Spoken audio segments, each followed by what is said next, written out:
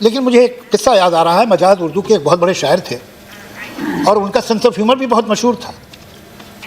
तो कश्मीर गए तो पहली बार किसी मुशायरे में, तो वहाँ किसी ने पूछा कि मजाज साहब आप पहली बार आए, यहाँ के कुदरती नज़ारे देखे आप, कैसे लगे?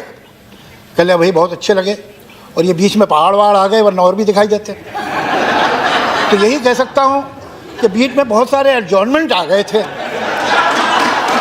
वरना और भी तकरीरें सुन लेता, लेकिन खैर जितना सुना वो भी काफ़ी था। अब क्या फ़ायदा, मैं तो आपकी तारीफ कर चुका। जब ना रहे तो बेहतर जी। यहाँ जब मैं आया था तो एक ख़ास मकसद, एक ख़ास लक्ष्य लेके आया था। कुछ राइटर्स की, कंपोज़र्स के प्रॉब्लम थे इस मुल्क में कॉपीराइट के, और वही दुख लेके मैं आया था। मैं सोनिया जी से मिला अपने साथियों के साथ, उन्होंने हमें मनमोहन सिंह जी के पास भेजा। उन्होंने भी सुना तो उन पर भी उतना ही असर हुआ जितना सोनिया जी पे हुआ था। मनमोहन सिंह जी ने कहा कि देखिए हम आपका साथ जरूर देंगे, लेकिन आप अपोजिशन से, खासतौर से बीजेपी से बात कर लीजिए, उनके बगैर आपका काम नहीं होता है। तो हम अरुण जेटली साहब के पास गए और मुझे थोड़ी हैरत भी हुई, खुशी भी हुई कि बहुत हद तक तो हमारा प्रॉब्लम जानते ही थे, लेकिन थोड़ी डिटेल हमने और दी। और जिस तरह उन्होंने रिएक्ट किया उस दिन मुझे मालूम हुआ कि ये काम हो जाएगा। लेकिन ये बात मुझे बड़ी अच्छी लगी मनमोहन जी की कि उन्होंने कहा कि ऑपोजिशन से कर लीजिए, उनके बगैर नहीं होगा। ऐसा ही होना चाहिए। देखिए सरकारें तो उन मुल्कों में भी होती हैं जहाँ डिक्टेटरशिप है, सरकारें तो वहाँ भी होती हैं जहाँ शेखडम से और बादशाहते हैं, लेकिन डेमोक्रेसी में और इन हुकूमतों में फ़र्क क्या है? वहाँ सिर्फ सरकार होती है, यहाँ सरकार और ऑपोजिशन दोनों होते हैं। और सही किसी ने कहा है कि चमन में इख्तिलाते रंग बू से बात बनती है, कि खुशबू और रंग से मिल के चमन में बात बनती है। चमन में इख्तिलाते रंग बू से बात बनती है। हम ही हम हैं तो क्या हम हैं, तुम ही तुम हो तो क्या तुम। देखिए क्या है कि हम बड़े खुशकिस्मत हैं और हम शिकायतें तो करते रहते हैं हुकूमतों से भी और देश से भी और समाज से भी, लेकिन जो हमारे पास है उसका शुक्रिया हम अदा नहीं करते जितना हमें करना चाहिए, और जितना उसका एहसान मानना चाहिए उतना हम मानते नहीं। और वो है हमारा संविधान, हमारा कॉन्स्टिट्यूशन। ज़रा नज़र उठा के देखिए, यहाँ से चलेंगे तो दूसरी डेमोक्रेसी आपको मेडिटेरियन कोस्ट पे मिलती है। वो क्या बात है, वो क्या ताकत है हमारी जो हमें यहाँ मिलती है। और ये संविधान हमें डेमोक्रेसी देता, लेकिन डेमोक्रेसी, ये याद रखिए, बगैर सेकुलरिज्म के नहीं हो सकती। ये वो मुल्क हैं जिनमें सेकुलरिज्म नहीं, और इसीलिए डेमोक्रेसी नहीं। डेमोक्रेसी का मतलब क्या होता है कि ज़्यादा जिस बारे में लोगों की राय होगी, जिस तरफ अक्सरियत होगी, जिस तरफ मेजॉरिटी होगी वो बात मानी जाएगी, जिस तरफ माइनॉरिटी होगी वो बात नहीं मानी जाएगी। लेकिन डेमोक्रेसी ये मान के चलती है कि ये मेजॉरिटी और ये माइनॉरिटी परमानेंट नहीं, यह हर इशू पे बदलेगी। अगर कोई ऐसी परिभाषा बना दी जाए, अगर कोई ऐसी डेफिनेशन बना दी जाए मेजॉरिटी की और माइनॉरिटी की जो परमानेंट है, तो फिर डेमोक्रेसी तो उसी दिन खत्म हो गई।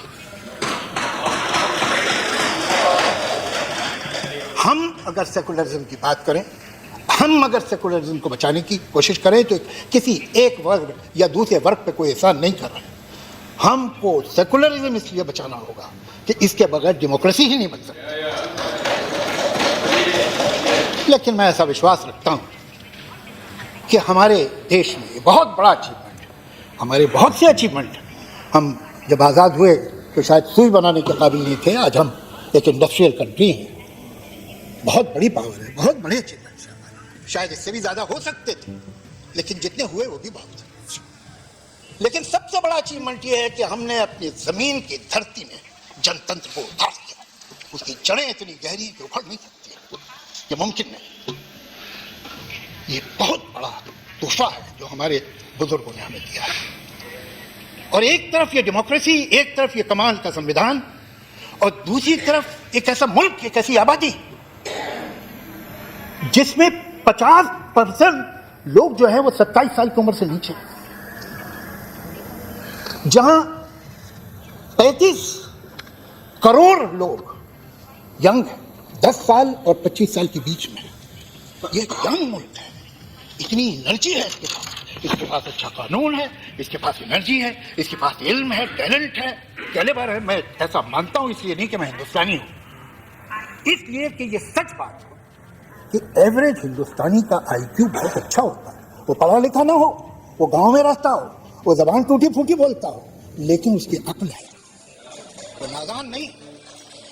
हर चीज हमारे फेवर में। तो फिर क्या वजह है कि आज दुनिया के सबसे ज्यादा बेरोजगार हमारे मुल्क में? क्या वजह है कि दुनिया के सबसे ज्यादा टीबी के मरीज हमारे मुल्क में? क्या वजह है कि दुनिया का हर 5वां बच्चा जो 5 बरस की उम्र से पहले मरता है वो हिंदुस्तानी होता है? क्या वजह है कि हर साल एक कैलेंडर ईयर में 50,000 औरतें माइनर प्रेगनेंसी के कॉम्प्लिकेशन की वजह से मर जाती हैं? हमें ये सोचना होगा।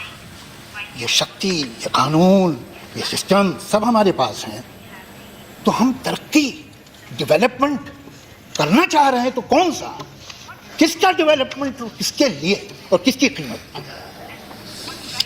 डेवलपमेंट जीडीपी नहीं है, डेवलपमेंट है ह्यूमन डेवलपमेंट इंडेक्स। सवाल ये है, जीडीपी तो मैं आपको बताऊं, एक मुल्क है दुनिया में ब्राजील, जहां दुनिया की तीसरी सबसे बड़ी प्राइवेट प्लेन्स की फ्लीट और उनकी 1/3 आबादी पावर्टी लाइन के नीचे। ये हमें अपने देश में नहीं देखना। मैं ऐसा विश्वास रखता हूं कि कोई भी पार्टी हो, वो तो चाहती तो यही है कि इस देश का भला हो। और अगर हम जरा सा उठ जाएं, मैं देखता हूं कि जहां ये समस्या है, बेरोजगारी की, हॉस्पिटल की, दवा की, स्कूल की, कॉलेज की, इंफ्रास्ट्रक्चर की, वहां हम अपनी एनर्जी किन चीजों में लगा रहे हैं? वो क्यों वेस्ट हो रही है?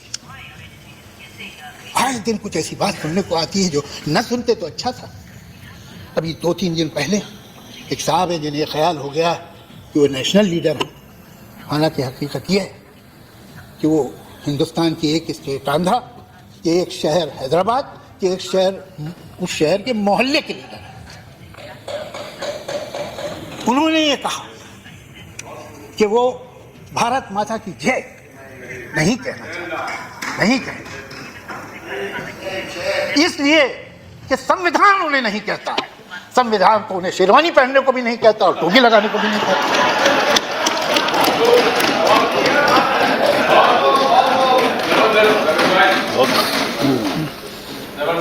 मैं ये जानने में इंटरेस्टेड नहीं हूं कि भारत माता की जय कहना मेरा कर्तव्य है कि नहीं, ये मैं जानना भी नहीं चाहता, इसलिए कि ये मेरा कर्तव्य नहीं, मेरा अधिकार।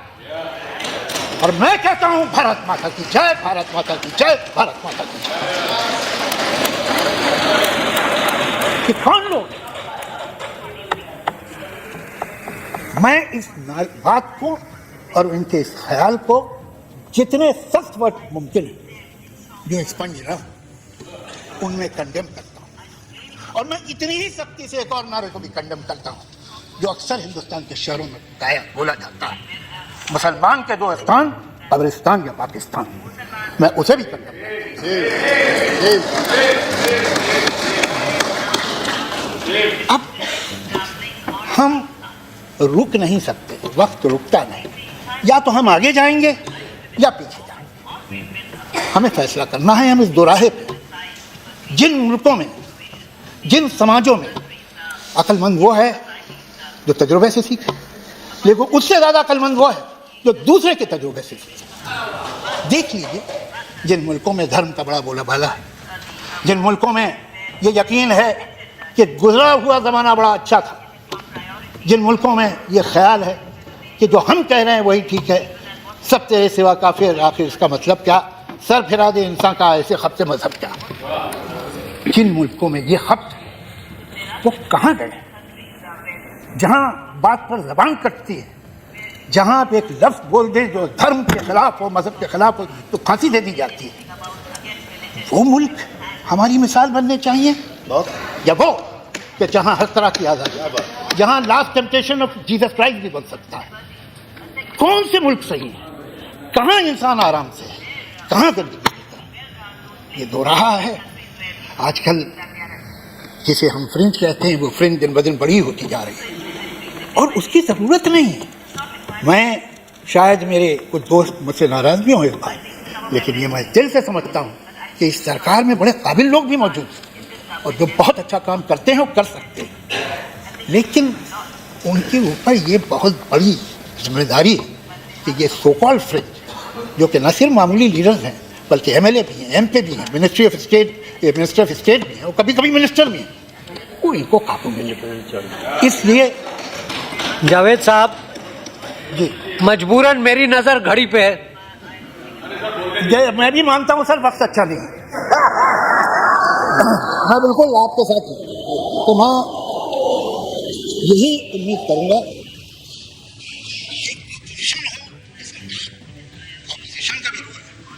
इसलिए कि ये जो नौजवान है ये हमेशा नौजवान नहीं रहेंगे। जापान ये एडवांटेज खो चुका है, चीन ये एडवांटेज खो रहा है। आपके पास ज़्यादा से ज़्यादा 20 साल हैं जब आपके पास ये एनर्जी है। आप एक प्लेटो पे पहुंच जाएंगे, फिर वहाँ बहुत दोनों चलेंगे, 100-150 साल बाद फिर ये हालात आएंगे। तो अपोजिशन को भी सोचना चाहिए और सरकार को कि यहाँ काम ये एडजॉर्नमेंट जो है हमें आगे नहीं ले जाएंगे और ये पोलराइजेशन भी हमें आगे नहीं ले जाएगा। एक ऐसा हिंदुस्तान बने और बन सकता है, बहुत मुश्किल नहीं है, बहुत आसान है, कि जहाँ हर सर पे छत हो, जहाँ स्तन तो कपड़ा हो, जहाँ पेट में रोटी हो, जहाँ हर एक के पास दवा हो, इलाज हो, स्कूल, सड़कें हो, बिजली हो, पुल हो सकता है। जरा सा बस अगले इलेक्शन की परवाह बंद कर दे आदमी और सब कुछ हो जाए।